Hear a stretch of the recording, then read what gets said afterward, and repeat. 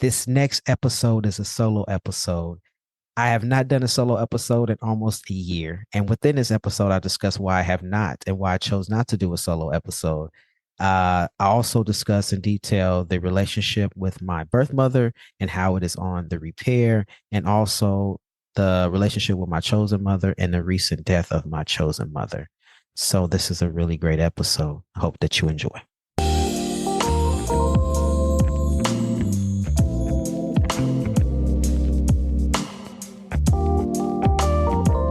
Hello and welcome to Dem Bois Podcast. I'm your host, Shawn Aaron, he, him, his, and I will be your guide throughout this journey on the show.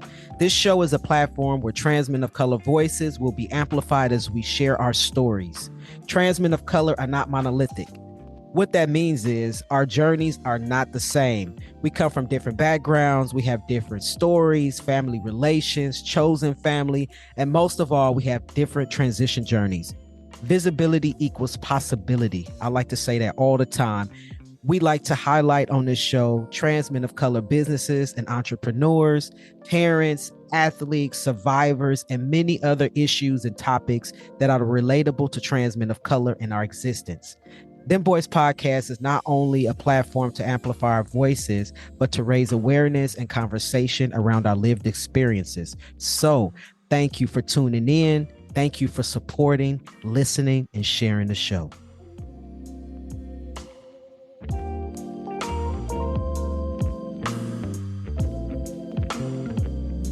Welcome to Dem Bois Podcast. I'm your host, Shawn Aaron, he, him, his.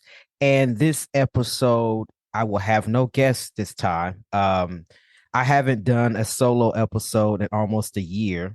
My last solo episode was April 19th, 2023.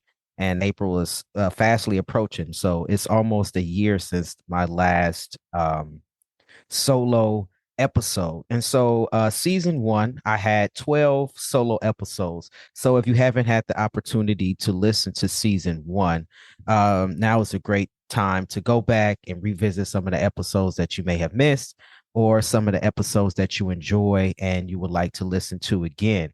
So just a quick little rundown of the episodes that I did from season one. Episode one, how and why I transitioned. Episode 3, surviving homelessness. Episode 5, transforming masculinity. Episode 7, transitioning at work. Episode 9, finding courage. Episode 12, healing generational trauma through transformative parenting. Episode 13, reaching back through philanthropy and the actualization of Dem Bois. Episode 16, Dem Bois community call to action. Episode 17 was an intro solo episode to I told my coming out story, and then I introduced the next 2 episodes, which was the love, sex, and relationship conversation. Episode 20, the best of 2022, where I gave a take on some of my favorite episodes in 2022. Episode 26, 10-year transition anniversary reflection. And the episode I just mentioned, the very last solo episode, navigating mental health. And so now this episode 48, is titled Repairing the Relationship with My Birth Mother and the Death of My Chosen Mother. I'm gonna try to get through this episode. It's a little tough for me at this moment because it's still fresh. I lost my chosen mother died January 20th, 2024. And so just a month ago. And so reasons why I haven't done any solo episodes is because first I started doing solo episodes because I wanted listeners to know who I was as a host, right? And to know why and how Dem Bois came about, and to understand my transition journey, my struggles, my triumphs, and how I navigate with my transition story, and just my life in general. But this season, and seasons thereafter, I decided that I wanted to make space for other trans men of color to come on and to share their transition journeys. And it's because, right, as trans men of color, we're not monolithic. Our stories are not the same. We all have different journeys. We come from different family backgrounds. We have different chosen family. We have different experiences, different traumas, different everything, right? And there's no one way to get a full scope of trans men stories by just listening to just mine. And so I wanted to make space for other folks to come on and to fill the podcast with different stories. And also, I felt like I had divulged all of myself. I don't know what else I don't know what else I could say about myself, right? And then a question came to me, and someone asked me, "Oh, probably around, possibly around episode 17, or maybe a little bit earlier than that." After I, told all of my stories about my birth mother, right? Especially through episode 3, surviving homelessness and healing trauma through transformative parenting, which was episode 12. So it probably came after that. And somebody reached out to me. I don't remember exactly who it was. Um, Maybe I do. I'm not sure. But right now I can't think of it. But somebody reached out to me and said, throughout all of these episodes, you talked about the trauma that you experienced as a child with your mother, with your birth mother. Is there anything good that your birth mother provided to you? And I sat with that for a minute, and it took me a really long time. You're right, because sometimes when we think of things that happen, the bad always outweighs the good, and so sometimes we don't necessarily focus on the good because we're so overwhelmed by the bad things that happen. And so I sat with this idea of coming up with an episode about my birth mother and some of the things, and reflecting on where we are in our relationship now that years have passed. And so I had to sit down and make a list. What are the things that, despite how I was raised, or like despite how I felt through the verbal abuse and physical abuse, when I say physical abuse, I mean spankings. And to me, whoopings, spankings is physical abuse. I personally don't believe in spanking children, but that's just my own way of raising a child. Everyone is different, and everyone has their own beliefs in what you should do with raising your child. But some of the things that really resonated with me, and what my mother, and I realize now as an adult when I reflect on our relationship, that she really taught me, that some of the things that stick with me now as an adult. And one of the things that I really, really enjoyed as a child with my birth mother was sitting down for dinner. That was one thing that she made sure that her, I, and my brothers, we did as a family. And so we always sat down, and that was the one time that I remember in the day that my mom would be relaxed. So it would be after she cooked dinner, and we would all sit down and we would eat. And she would always be like, "Well, how was your day? What did y'all do at school? What did you learn?" That was just a calm and peaceful time where we would all sit down and we would communicate in a normal way, like you would see on TV, right? The TV families. And that's one thing that really stuck out to me. And that was always, I held that precious. So even as an adult, when I go into relationships, or when I'm in relationship, or that is one thing that it's almost like I require. I love for my family, or for us to sit down and break bread. To me, breaking bread with someone is very sacred. And I don't do it with everyone. It's different from like, "Oh, let's go out to grab a bite to eat." Yeah, that's different from, "Yo, I'm about to cook, or I'm going to receive a meal that you cooked, and we're going to sit down and we're going to enjoy this together and talk and enjoy each other's presence and company, and talk about our day." That's very sacred to me. And so I really got that from my mom, and my mom passed that down to me. And there were other things that, like, I learned from my mother that I take very seriously today, like washing clothes and doing laundry. I hated it when I was a kid. I hated when my mom would be like, "Go do everybody's laundry in the house," and walk down all these stairs from our apartment to across the yard to the laundry room, and wash the clothes and drag them back and then fold them and then put up me, you, and your brother's clothes. I hated that. But now as an adult, I love doing laundry. I love washing clothes, and I will not. I love it so much that I don't even allow nobody else to wash my clothes because I just want to do it myself, and I want to fold them myself and make sure it's folded and washed in the ways that I love. And I got that from my mother. Unexpectedly, I got that from my mother. And then, like some of the other things, like taking care of my siblings, I really learned how to be a great caretaker because I had to watch my little brothers all the time. So, like I'm like that in relationship. Like I want to make sure somebody is okay. That's a part of my personality, right? I want to make sure someone is comfortable. I want to make sure that they're okay and I could take care of a person. That's like something that because I was I don't want to say forced, but right as an older sibling, that's just kind of how it goes, right? You have to take care of your younger siblings. And so that was something that I carry with me. Um and an adult that my mom taught me. And it was like other things that my mother taught me that I really appreciated. And it was like, I talk about this at my full time job sometimes about like my work ethic and like doing a resume and like all of these things that has to do with work. And I want to say my work ethic because I take my work ethic very seriously. And I'm always, now don't get me wrong, I won't say that I'm always early. I'm not early, but I'm on time. Okay. I'm racing to the clock, but I'm on time. But it has to do with doing what I'm supposed to do, right? My integrity at work. And like if your lunch is 30 minutes, take it 30 minutes and not 36, right? It's like all of these things that tend to reflect of you being a great worker type of thing. I got that from my mom. And I was talking about this at work because I was like, I'm wondering if my mom taught me how to be a good employee because I was a black child.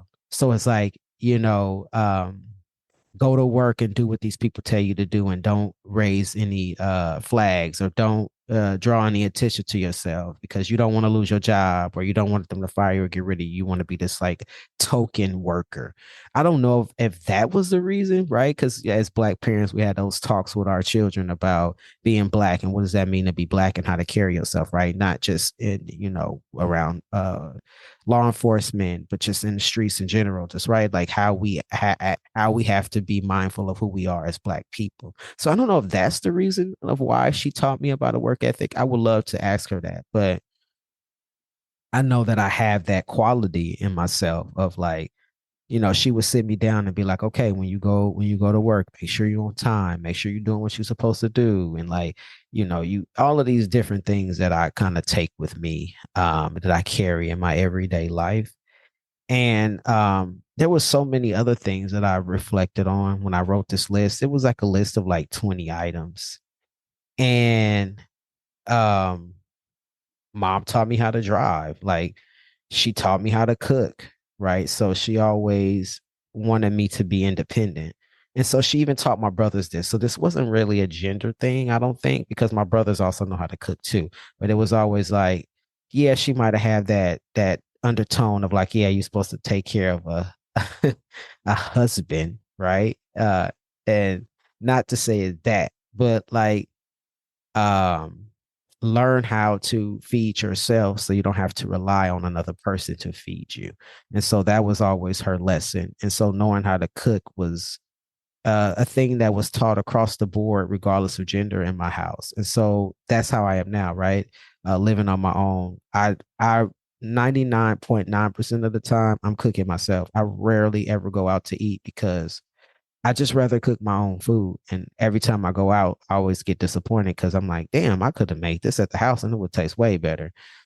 So, and just a lot of other things, right? Like learning how to sew and how to change a tire and all of these things that, should be things that a functional adult knows how to do, I believe. And when I was younger, I hated her trying to teach me how to sew. I'm like, Mom, look, my button just fell off. Can you please just sew it on for me? She's like, no, you need to learn how to sew on the button. So when you grown and I'm not here anymore, you know how to put your own button on. Okay, look, now yes, I know how to put a button on. I know how to hem a pair of pants, but to be honest with you, I'm not about to do that shit.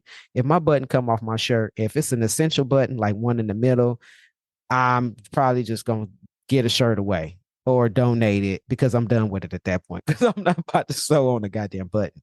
Or I'm gonna go to the cleaners and have them fix my button or something like that. But if it's a non-essential button, like at the bottom or all the way at the top, okay, we're gonna still wear the shirt. We're gonna rock the shirt with a missing button because I'm not about to do all that. But I do know how to do it. And that's one of the things that my mom taught me.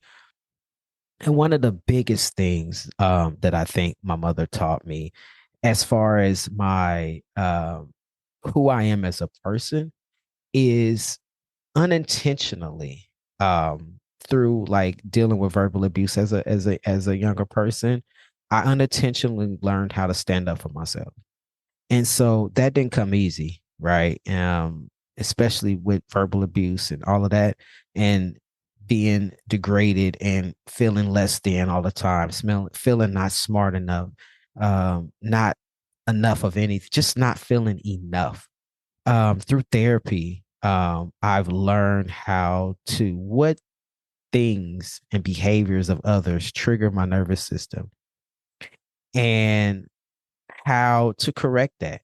So, and how to set boundaries and all of those things. And I feel that was a valuable lesson that my mother unintentionally taught me that I had to relearn in my adult life. And now it's a golden tool for me. I know how to set all kind of boundaries. And that wouldn't have never happened, right? If my boundaries were never crossed and I never was left to feel some type of way and then needing to repair that and set boundaries in the future. And I feel like that's like one of my biggest things that I do now in my adult life. And so like just thinking of like all these things of like, yeah, I talked about all of the horrible things that I experienced as a youth and the things that my mother put me through with homelessness and as I came out and all of these things. But there were also some great things that I got out of our relationship, some intentional and some unintentional. And I also, parenting does not come with a handbook, right? And people are raising children. My mother raised children single, raised children amidst of all her other traumas and baggage and all the things that she had to carry from her childhood and trying to raise three functional adults. It's a lot of work, right? It's not like you can be like, okay, how do I teach my child, or how do I discipline my child? Okay, let me go to chapter 3. Okay, okay, there it is. Okay, I'm gonna do that. No, it don't work like that, right? So parenting is you doing it on the fly and you trying to do the best you can with what you have and what you know. And so even throughout all of that, I'm grateful to her for that. And even, sometimes I hold a grudge of things that I experienced when I was homeless, but I would not be the person that I am today and carry the experiences that I have today and be able to contribute to the world and to the community in the way that I'm able to contribute if I didn't go through the things that I went through. And so I am the sum of all of these parts. And in a way, to her for that, I'm grateful. Hey, this is Shawn Aaron, the host of Dem Bois Podcast. Are you enjoying the podcast so far? Great. I'm glad that you are. Would you consider donating today to help support the continuation of this podcast? As you know, this podcast aims to serve as a platform to highlight and amplify the voices of trans men of color and share our transition stories. The podcast not only aims to amplify trans men of color voices, but it also raises awareness around our lived experiences. You would like to donate? Where can you donate? Great. I'm glad that you asked. Link in our description will take you directly to Network for Good, whom we've partnered with in order to collect donations for the podcast. Or you can visit our website. On the website, click the donate button, and from there, you are able to donate directly to the podcast. All donations are tax deductible. What does the donations go to? Oh, I'm glad that you asked. Your donation will help to support our production costs. We are working with Jasmine from Pink Lady Productions that brings you this awesome content. And also, we pay our guests an honorarium. Pay our guests an honorarium? Yes, we do. Why? Because as trans men of color, we would like to support and uplift each other and honor the time that's given out to come here and share their stories. So if you love this podcast, share and donate. See you on the next episode. Take care. So, surviving homelessness, which was episode 3, I was homeless when I was 18, right? And so now I will be 43 in March of 2024. And so a lot of time has passed. I'm not going to do the math. I'm not really just quick off the top with math like that, but there's been many years that has passed, right? And so the question from this person was, is your relationship the same, or are you still living in that same trauma? And has your mother changed? And at the time when they asked me, my mother hadn't changed. She was the same person as far as I was concerned. Or maybe I just didn't want to see her as a different person. And because I was so triggered and so I held so much trauma that maybe I didn't want to see who she actually was showing up to be. Maybe I was blocking that out. So I closed my eyes and I started to think about some things. And so I also thought about, hey, I'm on this podcast and Dem Bois Podcast, and I'm divulging all of my familiar information about my family and about my life. Well, I didn't give names or anything like that, right? But I'm giving details into my life, but I don't really talk to my birth family like that. So what if somebody gets wind of this episode and or these episodes and they like, well, I didn't know anything about that. And so the first thought that to my head that I thought of was my younger brothers. And so I reached out to both of them and I said, hey, I'm on Dem Bois Podcast and I'm sharing some information about how I was treated as a child and my trauma and my life experiences. And here's a link to the episodes. You can listen to them if you want, but I would rather you hear them for yourself before someone else tell you about them. So I wanted you to get your own understanding of the episodes and hear my story. Because mind you, even though they're my younger brothers, I never really divulged a lot of the information that I've divulged to the world on the show to them specifically. And I've always said like, oh, they're my younger brothers. And my whole life, I've always, I felt as if I took the blunt of my mother's may I want to say punishment or anger or uh, I don't want to say abuse per se, but I took a lot. I felt like, and my brothers didn't get any of that, and so I never really shared that with them because I felt like as the oldest, I was responsible, and I was taking all of that in order to make it smoother life for them, smoother life experiences with my mom for them. But right, my mom is my mom, and her parenting with them obviously it was different, right? You can't parent each child the same, even though parents try to, but it doesn't work out that way. And so both of them have different levels of experiences with my mom and also have a different love or hate for my mom. So that has nothing to do with my relationship with her. And so I told them, I said, hey, this is there. One of my brothers, which is the youngest under me, responded and said, okay, I'm gonna check it out. Never heard anything back. But my youngest brother, he didn't say anything at all. So I don't know if they listened to it, but I wanted to make sure that they had the access to it if need be. And so then I reached out to one of my aunts and I said, I don't want to say my favorite aunt. That's not nice to say. That's not nice to say, but one of my aunts that I talked to the most. And she was one of the aunts that I spent a lot of time with in my late teens and right before homelessness is when I just broke off from everybody that I knew. And I told her, I said, hey, she always checks in. We check in on each other. How you doing? I'm fine. How are you? I'm fine, blah, blah, blah. Right. And I said, so then I decided to tell her, I said, hey, um, I'm on Dem Bois Podcast and I'm divulging information or about my life and my transition story and things that I went through. And I would love for you to listen. And so she's always been receptive. And so she said, okay, I'll listen. So I sent her the link and she did just that. She listened and she got through some of the episodes, but then she got to the episode 3, Survivor Homelessness. And she sent me a very long text. And the text actually it made me emotional at the time. And I cried a lot.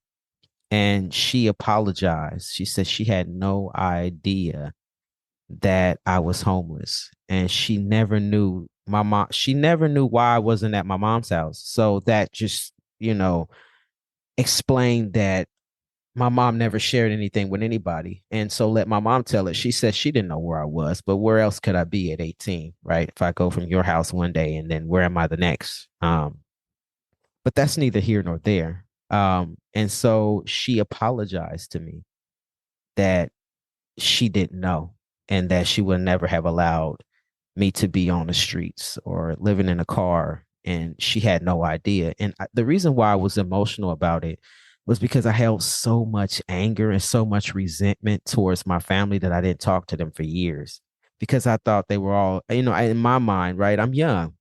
And in my mind, I thought, oh, they were all in cahoots with my mother. Uh, they all were against me because if I had all this family, why the hell was I homeless and why the hell was I in the street living in my car? And to hear that apology is something that I always wanted to hear my whole life. And it's like all these years, I thought that she knew. And I never loved her any less, right? Because I'm not her responsibility. I'm my mother's responsibility. She's my aunt, and she has aunt duties to fulfill and not mother duties to me. And so, but it took a relief off of my shoulder. And the first thing she said to me was, "Your grandma need to hear this." And I was like, "Oh shit." Grandma don't need to, my grandma don't need to know. Um, and so I didn't say anything about no, my grandmother doesn't need to know. But later on, a few weeks later, so she listened to all of the episodes. So she kept up with the show and she listened to all of the episodes. And so then a couple of weeks later, my grandmother went to stay the weekend at her house. And she said grandma is here, and I was telling her about the podcast, but she want to listen. She was like, do I have your permission to allow her to listen? And I said, of course. I'm like, it's out here on the world for folks to listen to. So you can also listen to Dem Bois Podcast on the website, however you're listening to it now. But I would like to let folks know that if you're paying subscription, maybe on Spotify or other places where there's a subscription to listen to podcasts, you can actually go on the website, dembois.org, DEMBOIS.org, and you can click on the podcast link at the top, and you can actually stream the episodes directly from the website for free. And so I want to make that available to folks who don't know that you can access episodes that way, or maybe you want to share the episodes out with folks and not know that it's available in that way. And episodes are automatically refreshed when new episodes are released. And so she said, Grandma wants to listen. So I said, okay, cool. Let grandma listen. And I was at work at this time, my full-time job, and I was just nervous. I had, my stomach was turning. I was like, oh my God, like, what will my grandmother say? And so she texted me back some hours later. She said, oh, I forgot to tell you, grandma, listen to it. And I was hesitant, but I was like, what does she say? She said, in my whole life, my whole adult life, I've never seen grandma cry, but maybe once in my life. And she said the way she looked after she finished listening to your homelessness episode, she had tears in her eyes. And that made me very emotional even at work. I had to go out and go to the restroom because I'm like, oh, she was like, my grandmother told my aunt, Shawn's mama need to listen to this. She need to know what she did to her child. And to make a long story short, this was probably around, ooh, I don't know what month this was, but I'm going to say around maybe August or September of last year. Maybe a little bit earlier, maybe July, but in between July and September of last year. And I never asked my aunt, I never asked my grandmother if my mom listened to it. I didn't want to know. Now, that was something that I didn't want to know. And if you've listened to the previous episodes, I talk a lot about my mom. And I really don't hold anything back about how I feel, about the way I was raised, about the way that I was treated, and how I felt, and how that resonates with me as an adult, and how it shifted and changed me, and how I act in relationships, and how I am with my child and with my son, and like how I am in life because of the things that my mother did to me or said to me, the low self-esteem that I have, that I currently still have, that I process with in therapy every week. because of the verbal abuse that I experienced or the physical abuse that I experienced, to where I don't believe in spanking children. I don't believe in just saying whatever to your child. Like all of these things, right? It shifted and shaped the person that I am today based on my childhood. And so I didn't want to know. To this day, I still don't know if my mom listened to it, but I do know. And according to this title of this episode, it's called Repairing the Relationship with My Mother. Whatever it was, whether it was my grandmother who talked to her, or my aunt that talked to her, or my mother actually listened to the episodes herself, there was an immediate shift in my mother's behavior. When I say immediate, like my mother, she has been pretty consistent my whole life, right? The way she talks to people, the way she talks to me, just her thought process and how she moves and shifts. And I've said this in previous episodes, right? And it's also based on her trauma and what she's experienced as a child and as a young adult, and being in an abusive relationship with my brother's father, my stepfather, that shifted and changed the way that she acts and behaves. Now, that's just my interpretation. I don't know if that's true or not, right? The way she acts would have to be something that she reflects on. And I talk about this often, and I genuinely believe in mental health services and therapy and all of that stuff. And so if you don't have access, or you choose not to take advantage of these types of things, then you will repeat cycles and you will never heal. And you know what I mean? So I'm just assuming that this was her reasoning for the way that she was. But I noticed an immediate shift. And so just to hold a pin in that, because I didn't understand that. I didn't understand why she was acting different. I assumed that she had listened to episodes, but I didn't want to ask her because I didn't want her to go revert back to who she was. And she's like, oh, I listened to him. Well, what you mean I'm acting different? So I didn't ever say anything. Now we're in 2024. My mom has been consistently different since around 2023, July, September, August, around that time. So let's stick a pin in that. I didn't understand it. I talked to my therapist about it. My therapist was like, I cannot believe a person that's like your mother and the things that you told me that she said and done throughout your life, that she would just magically change. My therapist said I don't know what she's doing, but be cautious. Just hold a little bit of cautiousness and tread lightly, because we don't want it to trigger you. And I didn't understand it, and I'm putting all this together now, because I want to believe this is the reason. I want to believe that the universe is looking out for me and is protecting me in ways that I don't know yet. And so I'm like I said, I'm gonna stick a pin in that. My chosen mother. Um, so I've gone through, even when I was a child, I always considered myself a motherless and fatherless child. And I would always be jealous of folks or friends that I had who had wonderful relationships with their parents. And I didn't understand what that felt like. I didn't understand what that was. I always yearned for that love and, a motherly love, how we think that a mother should love us, or how we want a mother to love us. Now, I won't say my father because he doesn't count to me. He never really was in my life, and I probably only seen him a handful of times in my life. I could probably count on one hand how many times I've physically seen him. And so he's, to me, irrelevant in this conversation. But I always used to I had one friend in particular who was really close to her mom. Like they were like friends and they talk, and she could tell her mom stuff. And I used to feel so jealous of, like, wow, like, damn, is that how, is that how a parent relationship was supposed to be? So I made sure that when I became a parent, that I wanted to be a parent that was not a friend to a child, but the child can come to and talk to, and I'm not just this stressor in my child's life. And so I just always grew up especially after being homeless. I never had a parental figure. I dated, when I was like 18, 19, I dated, the woman whom I was homeless with. If you listen to the homeless episode, I talk more about that, episode 3.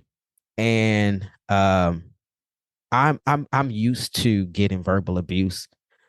I'm used to people making me feel less than. And it makes me emotional talking about it because I'm still working on this trauma of what people say to me and how I hold on to words tight. And even if I don't really believe it, it's very hard to shake.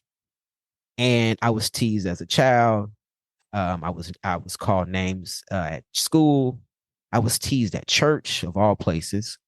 Um, I was verbally abused at home, and so I always had like um, this weak level of confidence in myself. I would start things and stop them because I didn't have the confidence to continue on. Um, and so the first woman that I, excuse me, I was in a relationship with, her mother verbally abused me. And she would say, tell her daughter, and her daughter probably should have never told me, but when we argued, it came up. And she would say that Shawn will never be shit. Shawn is nobody. Why would you want to be in a relationship with somebody like that? That's somebody that was raised in the hood, always be there, they'll never achieve nothing. And that stuck with me for so many years. And I just, in my mind, I'm like, okay, my mother is like this. Her mother is like this. This is just how mothers are, I guess. The mothers that I come in contact with. And I really held on to that for years because every time we got into a disagreement or an argument, she would always bring that up. My mama was right. She said, you'll never be shit. And so I thought in my mind, I guess I'll never be shit. I won't be nothing. I'm homeless. I don't have a job. I don't have a home. I I guess she's right. I'm not shit and I'll never be that. And so I just I just held on to that for years that that's who I was gonna be. And or not be, I should say. And um and right, that's her mama's own trauma and whatever she went through in life that she's dumping on somebody else that ain't even her damn child.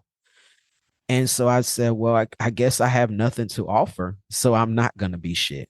And I just held on to that. And that was, to me, I thought that was my reality. Fast forward, dating another woman. Her mother used to verbally abuse me too. Uh, I used to get called bull dagger, and this when I was a masculine of center woman, identified woman at the time before transitioning. I was, you know, not attractive, and I wasn't gonna be shit either. I'm like, what is it about me that people keep saying I'm not gonna be shit? So after that, any relationship after that, I refuse to meet someone's family. I just didn't want to go put myself through that anymore. I didn't want to. If I'm fucking with you and we're in a relationship or we're dating, I'm with you. I'm not with your family. And so I people would get upset at me. Oh, I want to take you to my house and meet my mom. Nah, I'm cool. Why? Because I just thought that the cycle would continue of the verbal abuse of who I wasn't and what I wasn't earning up to my potential. And so I didn't want to go through that again. I just didn't. So I will refuse to meet uh people's families.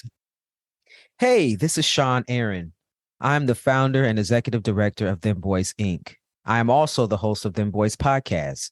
As you may know, Dem Bois provides financial assistance to trans men of color in order for them to obtain gender affirming surgery. We have great news. We're currently looking for volunteers to help support our programs. Our programs include our gender affirming surgery grant program and also our personal care package program. We personally curate packages filled with personal hygiene items. Just to name a few, things like tissue, soap, towels, toothpaste, and toothbrushes. We mail them out to trans men of color across the country who may be in need of help caring for their personal hygiene needs. We are looking for volunteers to help raise funds to support our programs. Also, we're looking for someone locally to the Bay Area to help us put all of the care packages together. If our mission is something that resonates with you and you would like to help support our work, just let us know. You can send an email to hello@dembois.org. That is HELLO@DEMBOIS.org. And we will get back to you with further details. Thank you for listening, and I hope you enjoy the next episode. And so fast forward to my life right up prior to transitioning, but my ex-wife, the past, my most current ex, which is my son's mother, birth mother, who I raised my son with, who I was married to for many years. When I met her, and this is the story of my chosen mother. When I met her, we met in a library, believe it or not, which is like a strange place to meet a person, but it's like a real place to meet a person, right? You're like, okay, where are you gonna meet a person? Oh, you can meet someone at church or the library, right? You don't think that you meet somebody in a library, but we met in a library, and we probably shouldn't have been talking anyway because it was a damn library, and we should have been quiet. But we just hit it off like that, right? And it was just like nothing needed to be explained. We just we clicked. And so when things progressed, she said, I want to take you. Well, obviously, I met her son, right? And I met, which became my son, which is my son. But then I didn't know any of her other family. And she said, I want to take you to meet my mom. And at first I was like, oh, hell no, not this again. I can't do it. But I was like, you can't expect different results if you keep doing the same thing. And so I agreed. I said, all right. She's like, all right, my mom is cooking dinner, blah, blah, blah. We're gonna go over there and see her. I want her to meet you because, you somebody I want to be with in my life forever. And I think you should be my parent, my mom. All right. So I go over there and I'm scared because I know what it feels like to meet somebody's mom, who's not accepting. And I identified as a lesbian at the time. So we're talking about a mom who now just finding out their child is queer and they don't like it, right? And so she had told me stories previously about if her mother found out that she was a lesbian, how she was gonna react. Because her mother would tell her, if I find out you're a lesbian, I'm blah blah blah, right? And so I walk in the house and me and her mom click, right? So conversations happen and we click. And one of the things that she asked me was, "Who is your people?" Because we all grew up in my mom and my uncles and aunts grew up in the same city that she grew up in. So she, the first question is, "Who are your people? Who are your people? I want to know if I know your people." And I was just like, she's like, "Who your mama?" It's like, "I don't know. I haven't talked to my mom in years." And I hadn't really talked to my mom in years. And so she was like, "Well, what your mama do to you?" Right. And I told her, about my homelessness issue and like the verbal abuse. And I don't even know this lady, right? And I'm divulging my information to this lady, but she felt so welcoming and so kind. And I had never experienced that from a parent. And her response was like, uh, you know, well, I'm sorry that happened to you, but I'm your mama now. And that's exactly what she was my mama from that day forward. And she would not allow me to call her by her first name. I had to address her as mama, as if I was one of her own damn kids. And if I called her by her first name, she'd look at me crazy. I'm your mama. Oh, okay. So the place that she took in my life, she was a mother to me in a relationship. Of course, right? I'm dating her daughter and I'm not her birth child, but the place that she took in my life was a motherly figure as for that what I needed in my life and it's best that she could give to me in my adult life. And so she was my chosen mother. And we spent a lot of time together over the years. Um, we as a family. And so just her accepting me as her son. And even when I transitioned, right, still the love and the acceptance and loving of who I was and how I loved her daughter and how I treated her grandson. She had much love and respect for me. And throughout my transition, she would misgender me. And, in conversation, she'd be like, "Ooh, girl, oh, I'm sorry, boy," right? And it wasn't something that I knew that was malicious. And so I never really got upset about it. I'd be like, "Girl, quit saying girl to me." And she'd be like, "Oh boy, I'm sorry." But we spent a lot of time together over the years. And I would always go see her sometimes on my days off and we would play. She loved games, right? She loved bingo. She loved just games in general. And so I remember telling her, "Oh, I'll whoop your ass in Scrabble." Oh shit, why did I say that? So for years we played Scrabble. I would go over on one of my days off and me and her would play Scrabble, but I would always leave pissed off because I would never fucking win. I don't I mean, I thought I was smart, right? I knew I was smart. I knew words, but I swear to God, like I could never beat this woman. And so we would do things together until the dynamics between her spouse and us, we all it all changed the dynamics of our relationship, and we didn't see each other as much, but she was still my mother.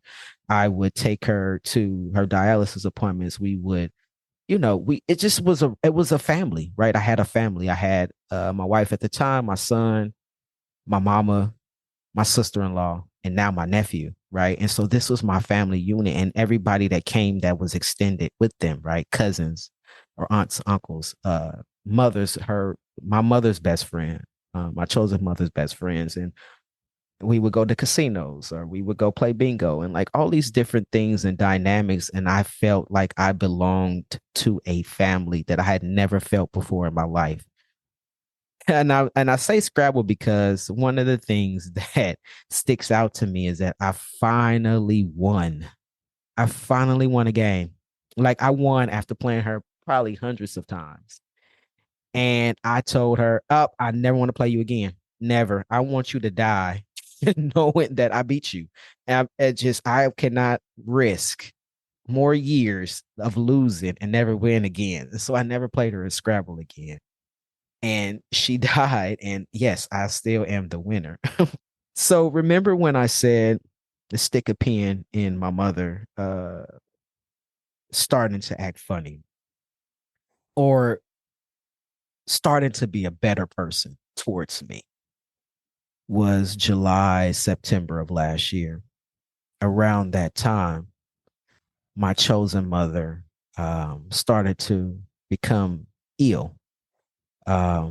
She stopped working. She couldn't really work. They increased the days and time that she had to spend on dialysis. And she just her health started to decline. Um, and she kind of like gave up and really didn't want to. She wanted to try, but it just was a lot, right? A dialysis is a lot, and for folks that go, I don't have never experienced dialysis personally, but just to witness her going through that, it was painful because then it was almost like having to make a child go to school that don't want to go to school, where she would cry and say, "I don't want to go to dialysis. I'm tired. I'm tired of going there." And so my mother, my birth mother, she would just randomly call me and say, "I'm just calling to tell you I love you." I'm like, what the fuck is this person? Or she would say, "I'm just calling to check in on you. I haven't talked to you in a while. I miss you. I love you." And so I would call her back, and I used to always be hesitant to call her back. But then I started to realize that she was changing in a way that she was speaking and talking to me and referring to me, and she wasn't misgendering me. And I don't know like what this shift was. And so as the end of the year started to come to a close. So now we're talking about October and November. And now my chosen mother was really getting sick, and she couldn't walk really. She was really weak. She was falling a lot. So it was almost like she was going in and out of the hospital once a week. She got pneumonia a couple of times, and she was just tired. And I'm still trying to piece all of this together in my mind. But my conclusion that I came up with in around December was that the universe was filling in that gap for me because it was preparing me to lose my chosen mother, but it was gifting me back a mended birth mother. And I probably came to that conclusion. It was right probably in December, like around Christmas. And it gets emotional to me because I just feel like no, me and my birth mother's relationship will never be what I've been missing all of my life. This is a starting point. And to hear my mother call me just to say she loves me, like for somebody listening, like to anticipate that, it's like one of the greatest feelings that I personally have felt. And it helped me to understand that my time with my chosen mother was almost coming to an end.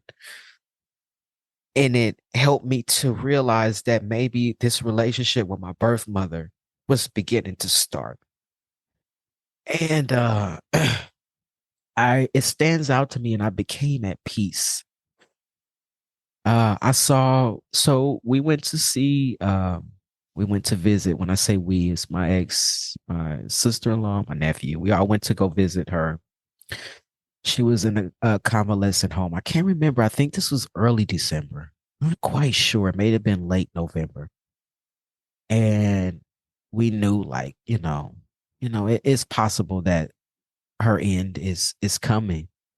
And so making sure to talk to her and to let her know that I loved her and all of these things. And so fast forward to January, and they got to a point where doctors are like, she's not gonna get any better. And we're gonna stop dialysis. And for folks that know much about dialysis, dialysis is a treatment that's needed for folks to survive. And it removes all of the blood and cleans the blood and recycles it back through the body. But folks that are on dialysis, they needed to survive. And so a long extended period of time without it, a person will die. And so when we got that news, it's like we know that, what's going to happen afterwards. And so I went to visit her in the hospital. This is probably 3 weeks before she died. So I saw her two times before she died. In both of those times, I was at peace. So the first time she was in the emergency room, and she was really weak, but she was talking, but it was really low and really it was faint.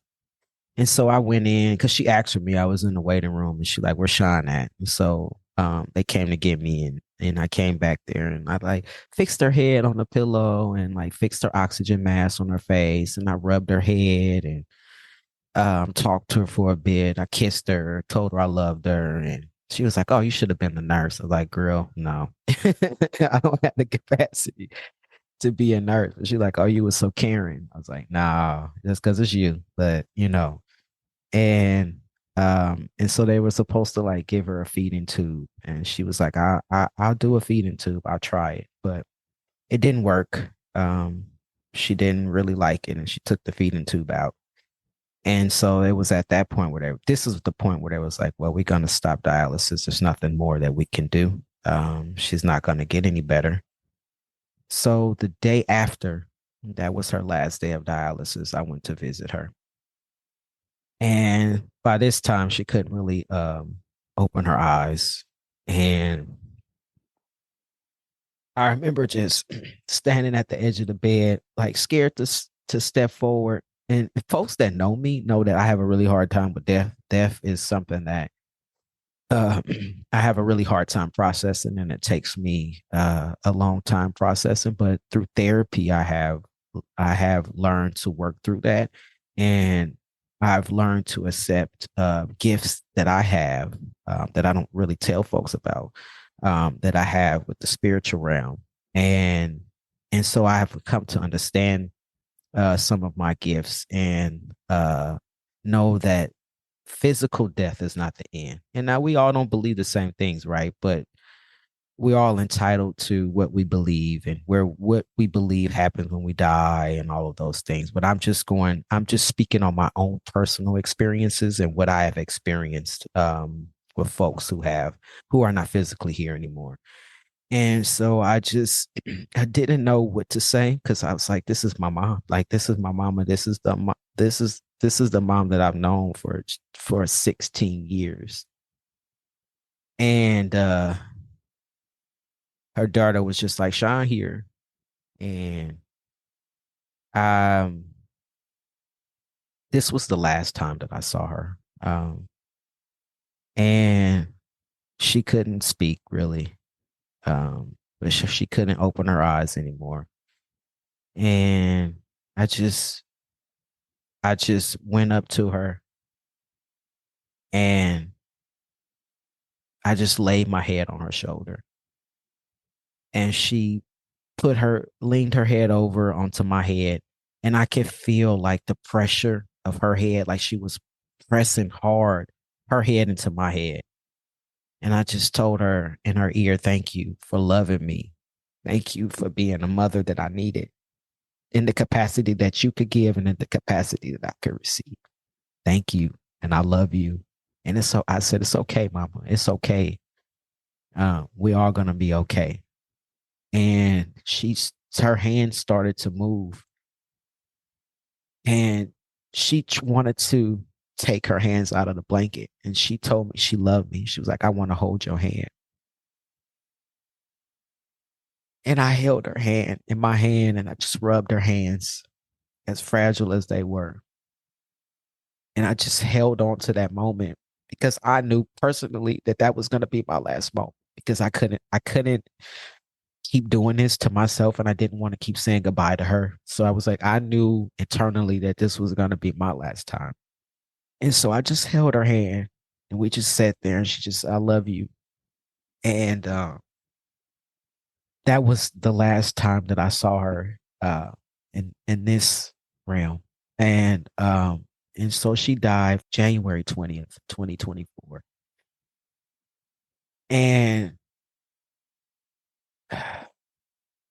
I think that my point of this episode in sharing my story for folks to listen is that, for one, don't listen to the negative things that folks in your life have to say about you. We all have a journey. We all have a process in life that we need to move through and shift through. And there is glory for you on the opposite side of all the negative things that people have to say about you. There is a purpose for you in this life, and move towards that purpose, regardless of the negative comments or negative statements of other people, whether it be your parents, friends. And if people are saying negative things about you that are considered your friends, they're really not your friends. Um, and and I think also to for folks to know that there is space for reconciliation with the folks that we have as birth family members. And don't get me wrong, this doesn't happen for everyone. And it will not happen for everyone that our birth parents will magically see the light and will shift their behavior towards us because because of our queer and trans bodies. That's not always possible. And for sure, if it's toxic, don't do it. If someone insists on consistently being disrespectful and toxic and harmful to who you are as a person, chances are they may not change. But if my mother can make a switch, oh, there's a possibility for a lot of folks. But it's the hope that there is room for growth. There is room for reconciliation. There is room and to give people, sometimes we need to give them their space. And sometimes we need to grant people more grace. And so I think the reasoning for this is that there is a possibility to rebuild past relationships, but there is also the possibility of chosen family and chosen loved ones, because there is somebody out there that will hold space for you. There is somebody out there that will love you for who you are. There is somebody who will respect you just the way you are. And there is no need to alter relationships or code switch or to be somebody that you're not, just to hold space and just to be around these people, because real love is unconditional love, and it's just that there's no conditions to earn that person's love. They'll love you for free, and they'll love you just because they love you and they see you. And so I think that was just the main takeaway from that. And just knowing that the universe had my back and I was being held and spaces were being filled when I didn't even know what was happening. I had no idea, right? I had no idea that my mom, my birth mom, would get her shit together, would get her shit together. And I had no idea that I was gonna be losing my chosen mom. But it was almost like it segued together, and I never missed a beat of what I needed in my life. I got everything that I needed from my chosen mother, and I knew what it was like to feel a motherly love to me as from a chosen mother, and I also know what it felt like for a birth mother. So it's like it just flowed together hand in hand, and it didn't miss a beat. And so I think my message here is that there is possibility, there is space for change, and there is space for folks, queer and trans folks, trans men of color, to have healthy reciprocal relationships. So this is still new to me, but I'm at peace. I'm really at peace. I'm at peace because I know that I say goodbye to a woman that loved me and that I loved her and somebody that saw me, and I'm at peace. So there is hope for the rebuilding of relationships. There is hope. Um, there is hope. So thank you for listening to this episode. Um, if you have any questions or if you want to ask me questions, like this person did that sparked this conversation in the first place, to know about things in the dynamics of my relationship, you can reach out. You can DM us at Dem Bois Inc. via Instagram, or you can email us at hello@dembois.org. That's HELLO@DEMBOIS.org. So I do not plan on doing another solo episode, but if you have a question for me and you will want to ask and you want me to do another solo episode, I'm here for it. So until next time, take care.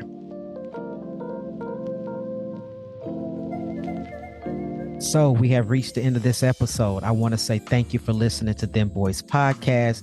Once again, I'm your host, Shawn Aaron, he, him, his. Be sure to visit our website at dembois.org. That is DEMBOIS.org. If you would like to connect with us, be sure to follow us on Instagram or Facebook.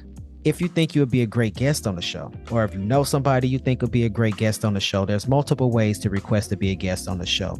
First is you can go visit our Instagram page, click the link in our bio, and from there you'll be able to request to be a guest on the show.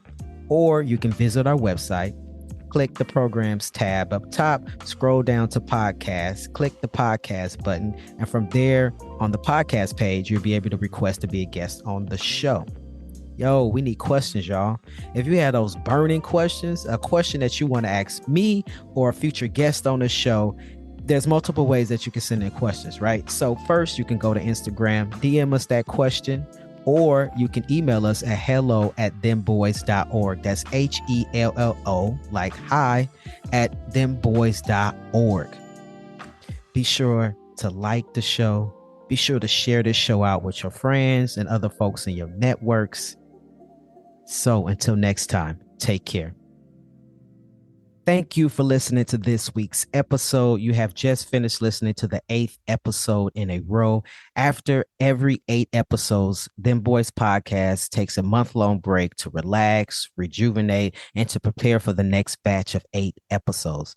So for listeners, this is a great time to go back and re-listen to episodes that you may love and enjoy. Also, it may be a good time to go back and listen to episodes that you may have missed. So also, during this break, be sure to like the podcast. Be sure to share the podcast out with folks in your networks.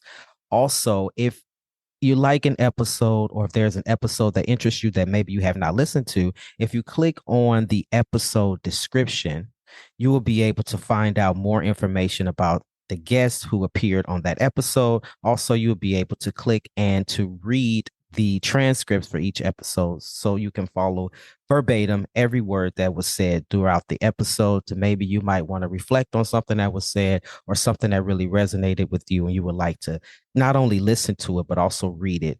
I hope that you like the show. I hope that you listen to more episodes coming up. We have new guests, new topics, new subjects, new everything. So I hope that you enjoy and see you on the next 8 episodes.